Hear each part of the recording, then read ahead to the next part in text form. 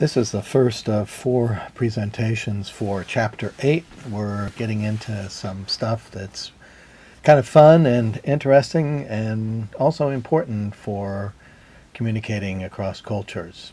So in this first part, we're going to be talking about nonverbal communication in general and talking about the difference between verbal and nonverbal communication. We talked about in Chapter 7 the fact that only humans use language in an abstract way, and we'll see that in terms of nonverbal communication, there we have a lot of similarities with other animals in the sense that animals typically use a variety of ways that are nonverbal to communicate with one another. And we'll see that those are all ways in which humans also use nonverbal communication. There's a theory that, in fact, verbal language evolved from nonverbal gestures. And one of the things that we can see that kind of points in that direction is the fact that babies learn to communicate through gestures before they can speak, and we'll take a look at a short clip that illustrates that through baby sign language. So babies are able to learn to use gestures before they can use human language. This seems to validate this theory that linguists and anthropologists have that that nonverbal communication came first. Well, what happens when verbal communications are not available between groups of people or between individuals? We're going to look at a video clip that illustrates that. And this is a group of anthropologists who encounter a tribe in Papua New Guinea, the Biami. So let's take a look at that clip and then we'll talk about it. Are our gestures merely recent conventions that we've learnt from one another? Or are some inherited from our remote ancestors? Did upright man formulate his hunting plans by pointing and nodding and express his delight with a smile? If we could meet modern men who have never been in contact with our world and discover whether we both had signals in common, then we might find clues to the answer. 10 years ago, I had the chance to do just that. A patrol, led by an Australian government officer, was setting out to cross one of the last patches of unexplored country in central New Guinea, and I went with it.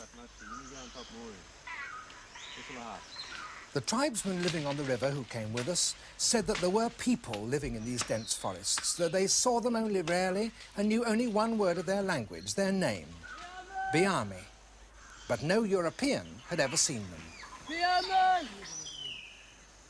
We walked for about a week without meeting anyone, and then one morning the Biami quietly appeared.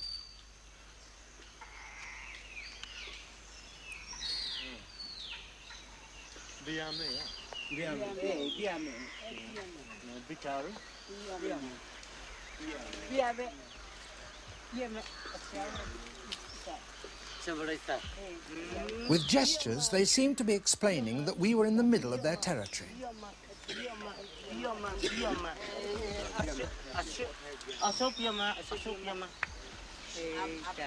They nodded in agreement. They smiled to give reassurance. They're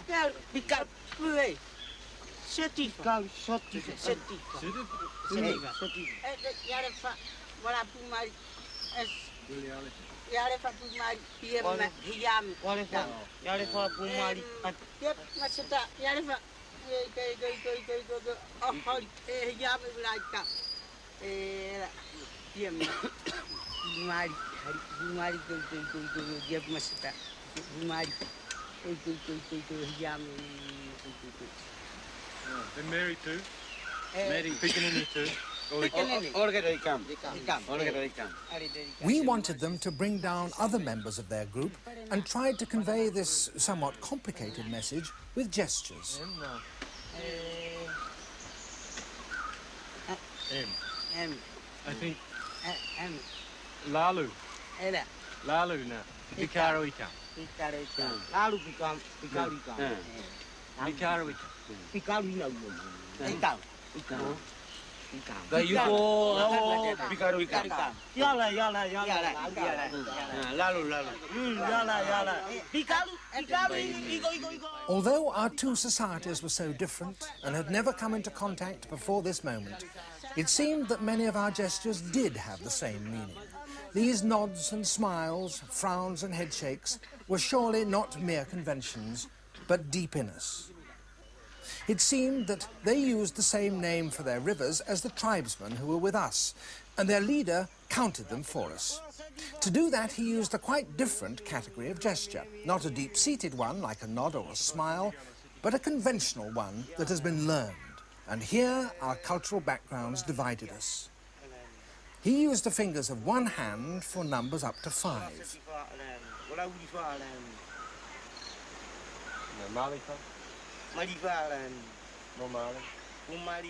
Above 5, the Biami clearly have their own individual code. It's easy enough to follow it in sequence like this, but the Biami also use these gestures individually, in bargaining, for example. And then how would we know that this gesture meant 8? Or this one, 9.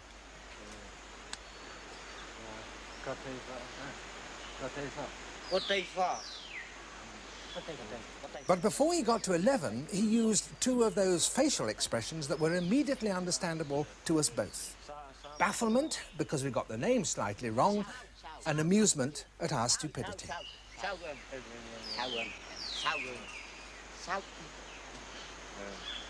Although we belonged to such different societies, and the only words we had in common were a few proper nouns, we had exchanged quite complicated messages using just gestures inherited from our common past.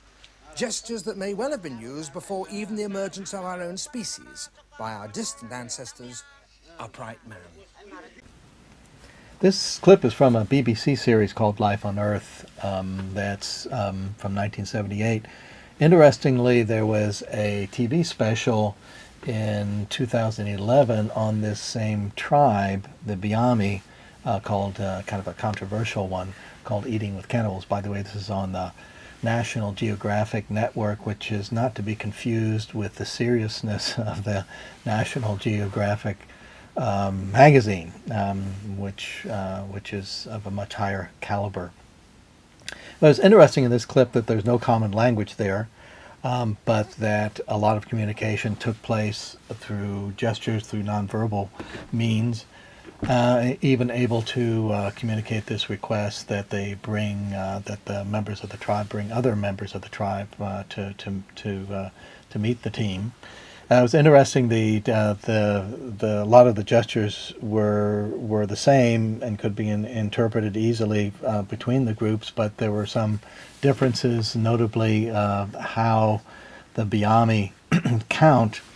And here you see, for example, the gesture for 8. So they start with the fingers of one hand, and then for 6.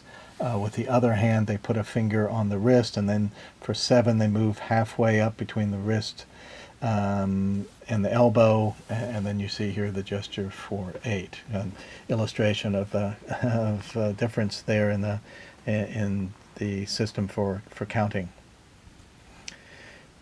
We're going to talk a little bit more about kind of the primeval origins of nonverbal communication, and this clip is taken from the series by Desmond Morris called The Human Animal. Some people seem to think that body language is trivial, but it should be clear by now that this is not the case. Indeed, at moments of desperation, we turn not just to spoken language, but beyond that to the more primeval language of the body. A signaling system that was used by our ancestors for millions of years before the first human words were uttered, and one that can still play a crucial role in ensuring an individual's survival. But even more far-reaching than this, body language is so powerful that it can change the course of history and affect the behavior of literally millions of people. a fact that tyrants have not overlooked.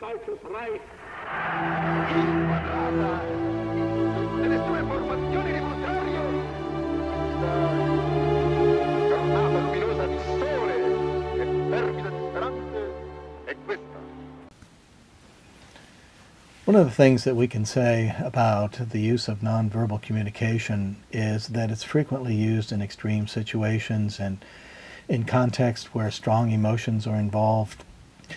And in those situations, gestures are really important. However, I think one of the things that we need to keep in mind when we compare verbal and nonverbal communication is that the context is really important.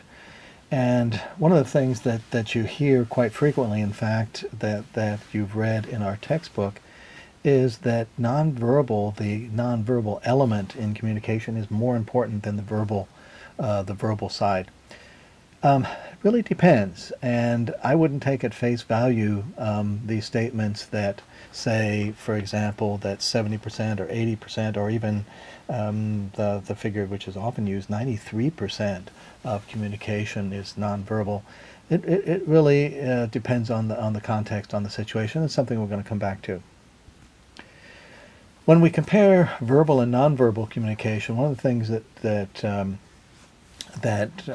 is important in nonverbal is that it often goes together with verbal communication. And so the gestures, for example, can have a variety of functions in relation to what's being spoken.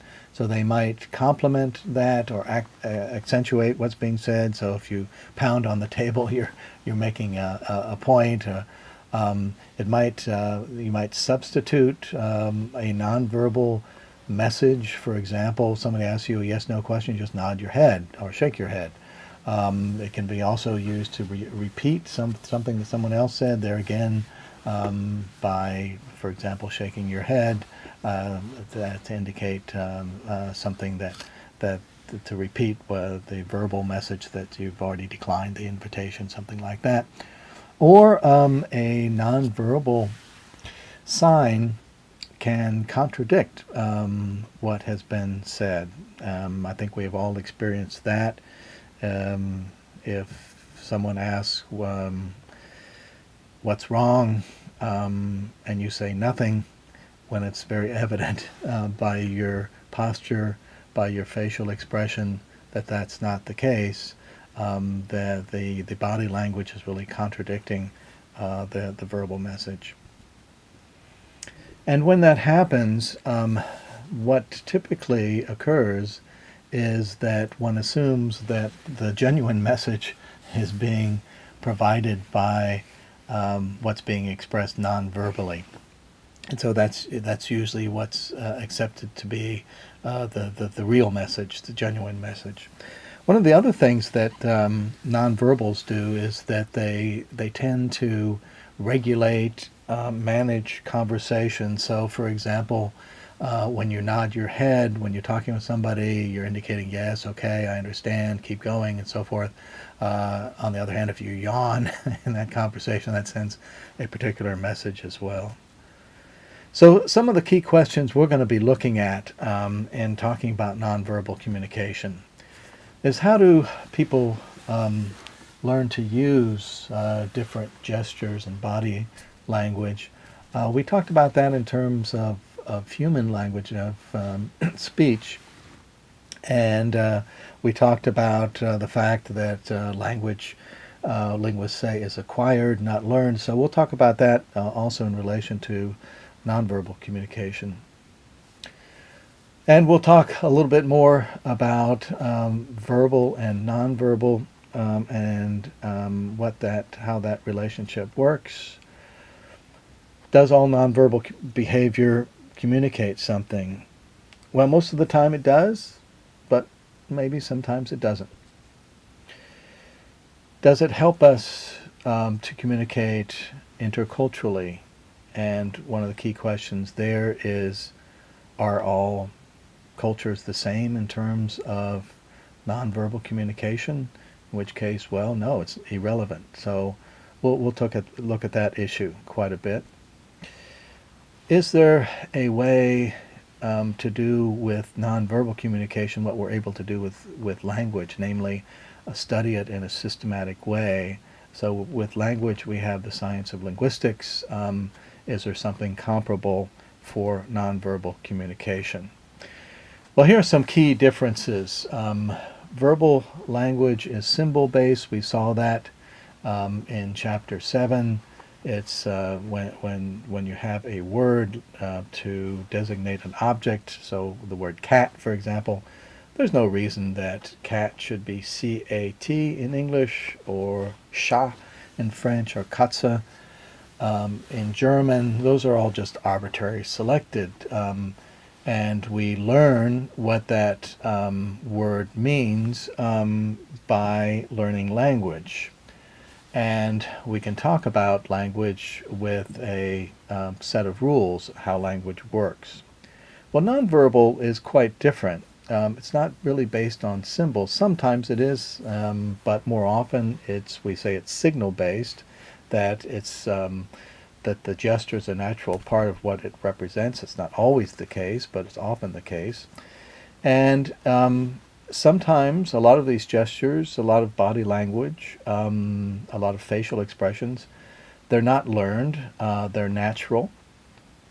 That's not true of all gestures. Think about insult gestures, raising your middle finger. That's not something you're born with, that ability or that knowledge of what that gesture means. That's something that you learn, and something also that has a symbolic value. And we'll be looking at that a little bit more. In general, we can say that you can do a lot more with verbal language. You can be a lot more sophisticated. You can talk about present, past. You can do all kinds of things with verbal language that you can't do with nonverbal language. There are situations, contexts, however, in which nonverbal is preferable. So, for example, if you're a coach on a American football team, you want to send signals to your quarterback. I guess maybe in the NBA now they have audio for that, but traditionally you have a set of signals that you send in. That's true, for example, in baseball with the catcher sending signals to the pitcher. Stock exchange, if you've ever seen the action that takes place there in a traditional stock exchange, there's a lot of gestures going on, police directing traffic. Those are all situations in which verbal language really wouldn't work. And one of the main differences between nonverbal and verbal language is the fact that we don't have something equivalent to linguistics. There's not a dictionary, if you will, of gestures. There are certainly compilations of gestures for different cultures, but there's not really an accepted set of rules across all cultures for talking about gestures or describing body language, describing facial expressions. There are, however, some fairly common ways in which nonverbal communication is described. And to kind of systematize that a little bit, these are kind of the divisions that are commonly used, and this is the technical language that's used in talking about nonverbal communication. So we have kinesics, which is basically body language, and that's kind of the first thing that we're going to be talking about, namely gestures.